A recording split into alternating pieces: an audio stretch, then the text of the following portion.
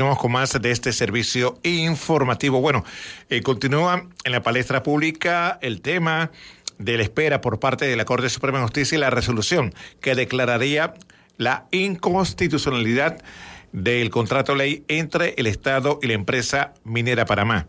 Para conversar sobre este tema hemos establecido la comunicación con el abogado Guillermo Rojas Córdoba, especialista en arbitraje y también en resolución de conflictos internacionales. Licenciado Rojas, buena tarde. Gracias por estar con RPC Radio. Muy buenas tardes a todos los radioescuchas a nivel nacional. ¿Me escuchan bien? Perfectamente, licenciado, lo escuchamos. Sí, perfecto. Bueno, un placer estar aquí. Sí es importante hablar de la posibilidad de procesos de arbitraje a nivel internacional en caso de la declaración de inconstitucionalidad por parte de la Corte Suprema de Justicia, así como también por parte del tema de la ley de moratoria minería, ley número 407. Licenciado Rojas Córdoba, en caso de que la Corte declare la inconstitucionalidad de este contrato ley, ¿en qué momento le cabe a la empresa Minera Panamá presentar recursos o demandas contra el Estado panameño? Bueno, es importante señalar que la decisión de cuándo o dónde depende mucho de la empresa o de las empresas que mantengan inversiones en Panamá. Recuerden, Panamá o Cobre Panamá, como quieran llamarle, es una empresa canadiense, por tanto, ella está amparada por una serie de tratados y incluyendo a los inversionistas coreanos que creo que manejan el 20% de la mina. Ellos pueden acudir inmediatamente, se les considera un derecho vulnerable. Es decir, si ellos quisieran el día después de que la Corte declare inconstitucional o después de un mes o 2 meses, pueden acceder a estas instancias internacionales a través de los distintos tratados que la protegen. Llámese Tratado de Libre Comercio, el viejo Contrato Ley 9, el Contrato Ley 6 del 97 y también el Tratado Bilateral de Inversiones de Corea del Sur, por lo que podría ser inmediatamente o en un periodo, digamos, de unos 3 meses. Lo cierto es que al momento actual no sabemos siquiera si han retirado los arbitrajes que ellos ya habían posicionado internacionalmente, los cuales eran entre la Comisión Interamericana de Arbitraje, pues en base al Contrato 6 del 97 y al Tratado de Libre Comercio de Panamá-Canadá. No sabemos si ellos lo han retirado. Tenían una obligación por el Contrato Ley 406, ahora en proceso de inconstitucionalidad, pero no sabemos si lo están haciendo debido a que, como saben, la ley se publicó un día viernes y el día lunes ya se le pusieron varias demandas de inconstitucionalidad y subsecuentemente. Por tanto, no sabemos siquiera si ya eso, digamos, está en un hold, si van a seguir con esa o iniciarán nuevas o cuál fue el estado. Habría que preguntarle a la empresa si realmente la retiraron ya. Licenciado Rojas, las posibilidades de que Panamá pueda ganar esto en un arbitraje internacional, ¿cuáles son? ¿O cuáles son las posibilidades ante esto que ha acontecido en nuestro país? Mire, yo le voy a ser sincero a todos los radioescuchas a nivel nacional. No sería correcto hablar de posibilidades de ganar o perder hasta tanto no tengamos en mano cuáles son las solicitudes ante el tribunal arbitral. Es decir, no sabemos si ellos demandarán, lo más probable, por ejemplo, por expropiación indirecta, o si incluirán fallas al trato justo equitativo, a las garantías de protección internacional, a la expectativa legítima. Por tanto, hasta que no sepamos cuáles son los foros exactos y cuáles son las demandas y cómo las han establecido, no se puede decir si vamos a ganar o no. Lo que sí te puedo asegurar y augurar es que no va a ser solo un proceso arbitral de inversión, van a ser múltiples y de igual forma van a ser muy costosos para el Estado enfrentarlos. Tampoco es correcto hablar de cuánto van a demandar.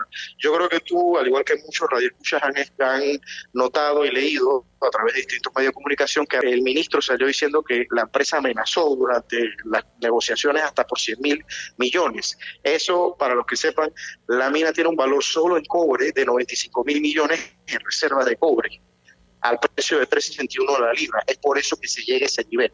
Por tanto, hasta que no sepamos cuántas son las cuantías que ellos piden, no es correcto decir cuánto vamos a perder o ganar, ni tampoco si vamos a ganar. Licenciado. Un abogado, recuerda. no puede prometer resultados. Licenciado Rojas, para saber si se están haciendo las cosas bien, algunos han manifestado que la vía correcta es la resolución por parte o el fallo de la Corte Suprema de Justicia que debe decidir sobre este contrato ley. Otros están manifestando que debe ser la derogatoria. ¿Qué nos puede decir sobre este tema? Sí, con mucho gusto yo atiendo la respuesta. Muchos han hablado del tema de derogatoria porque se dice que en la Constitución muchos abogados teorizan, como no hay nada que lo impida, una derogatoria de contrato ley porque no aparece algo que expresamente lo prohíba, entonces uno puede derogarla hasta que la Corte juzgue si era de constitucional o no. Pero eso va a generar un riesgo al hacerlo, y le voy a explicar por qué. Porque en el derecho internacional de inversiones existe la continuidad de las obligaciones y la continuidad de las expectativas legítimas que se hayan levantado un inversionista. En ese sentido, si un día yo tengo un accionar y al día siguiente tengo el otro, digamos, de un día para otro yo cambio como inversionista, eso los tribunales de inversión pueden jugarlo como un cambio a capricho honestamente político. Entonces, eso es algo que se juzga mal, o vamos a decir, los tribunales de inversión no son tan fanáticos de decir que eso fue justo o no fue justo, fue correcto o no correcto, porque como Estado tú tienes que mantener el respeto a las inversiones, para eso se creó el derecho internacional de inversiones. Entonces, ¿por qué sí es mejor que vayamos a ganar, que vaya a la Corte? Porque se entiende que los órganos de la Corte Suprema o órganos judiciales, como uno de los constituyentes de un Estado, son independientes de las decisiones. Entonces, si bien puede que igual puedan iniciar un proceso arbitral o no, si la Corte lo juzga, entonces van a decir, ok, es un conflicto, es una decisión de otro órgano del Estado, y no es que el Estado esté cambiando su política directamente, sino que el presidente no puede ejercer un poder más allá de lo que limita la Constitución y la ley. Diferente hubiera sido si los diputados lo juzgan, porque dirían un tribunal internacional al momento de analizar, están teniendo un cambio después de haber hablado también del contrato, porque recuerden, no solo es este gobierno el que ha hablado mil maravillas de este contrato, sino el gobierno anterior, incluso el que lo precedió, hablando bien de la emisión. Sí. Por tanto, sí es mejor esperar que la Corte decida. No quiere decir que con eso vamos a ganar, pero nos da un mejor argumento de que se está cumpliendo la ley en Panamá y el debido proceso, sí, que es muy importante en esa instancia. El licenciado Rojas Córdoba, este fallo emitido en 2017 ayudaría a lo que se está esperando por parte de la Corte Suprema de Justicia sobre la inconstitucionalidad. ¿Qué nos puede decir? Bueno, no sé si contribuye o no, lo cierto es que habría que esperar a ver que la Corte si falla bajo los mismos principios o falla dispositivamente de forma distinta. Te explico qué pasa. Para que algo se constituya en Panamá en doctrina probable, tiene que haber 3 fallos seguidos en misma sintonía. Jurisprudencia. Es decir, que sigan en el mismo orden. Jurisprudencia, entonces, tiene que haber una jurisprudencia, ¿no? Que la Corte falle igual que la anterior, no necesariamente va a servir o no. Lo cierto es que la Corte va a tomar en cuenta el fallo anterior porque ha sido mencionado en las demandas de inconstitucionalidad. No mencionarlo sería algo, digamos, muy extraño y particular. Oiga, también se aprobó una ley de moratoria. ¿Esto cómo impacta a todo esto que se está desarrollando? ¿Cómo queda también el tema de la seguridad jurídica que tanto también se ha reclamado por parte de esta empresa? ¿Cómo quedan los escenarios? Bueno, es muy interesante el tema de moratoria minera, porque la ley, anteriormente una propuesta se había dado para que fuera hasta que se aprobara el nuevo Código Minero, que el cual está en negociación con una asesoría del Banco Interamericano de Desarrollo. Existe el tema de que hay otras empresas internacionales que tienen inversiones en minería en Panamá, algunas operativas o no. Entonces, si ellas están amparadas por algún tratado bilateral de inversión, ellas pueden hacerlo. No quiere decir que lo vayan a hacer, pero digamos que si ellas estaban a la espera o en trámite y se lo cancelan, ellas pudieran considerar que se les está expropiando indirectamente o nacionalizando indirectamente o digamos, no se les respeta el trato justo y equitativo. Muchas de ellas incluso estarían negociando para pedir compensación por el caso y poder retirarse de Panamá, porque se entiende que no es un acto directo contra ellas, sino algo indirecto, porque es una generalidad. que es muy importante definir que en Derecho Internacional de Inversiones, expropiación puede ser directa o indirecta y nacionalización y compra son otras cosas.